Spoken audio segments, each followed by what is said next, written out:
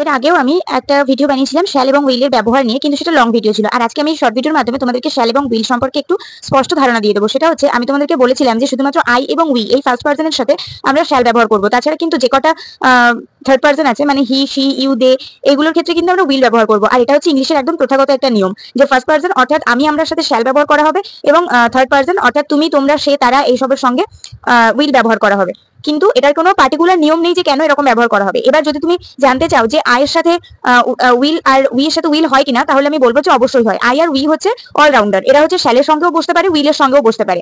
কিন্তু হি, she, you, দে এরা সবসময় উইল ছেড়ে শ্যালের দিকে আসে না। আর যখন তুমি কোনো কিছু একদম পারফেক্টলি বলতে চাও যে হচ্ছে আমি এটা করবই, তখন সেক্ষেত্রে শ্যাল ব্যবহার করা যেতে পারে। মানে কালকে আমি স্কুলে যাবই, I shall go to school, মানে একদম পুরোপুরি শিওর হয়ে যখন কোনো কথা বলা যায়, তখন সেক্ষেত্রে আমরা শ্যাল ব্যবহার করতে পারি। কিন্তু যে ব্যাপারটাতে আমরা নিশ্চিত নই যে আদৌ সেটা করতে পারবো কিনা, তার জন্য তখন আমরা উইল বলি যে I will go to school, আমি স্কুলে যাব।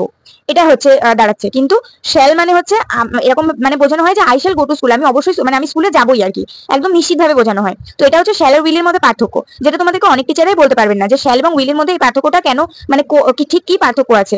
তো এটাই হচ্ছে পার্থক্য। শ্যাল যখন আমরা ইউজ করি যখন আমরা কোনো কিছু একদম কনফিডেন্টের সাথে বলি, আর উইল হচ্ছে আমরা যখন কনফিডেন্টের সাথে বলি না, মানে সেটা নাও হতে পারে। এটা হচ্ছে শ্যাল এবং উইলের মধ্যে পার্থক্য। এবার তোমরা যদি আমাকে জিজ্ঞাসা করো যে শ্যাল কেন আই এবং উইর সাথে বসে, তাহলে এর কোনো পার্টিকুলার নিয়ম নেই। তোমরা যে কোনো গ্রামার বা টেন্সের বুকেও দেখতে পাবে, সেখানেও লেখা থাকে যে এটাই প্রথাগত নিয়ম যে আই এবং উই শ্যালের সঙ্গে বসবে, আর বাকি হি, শি, ইউ দের উইলের সঙ্গে বসবে।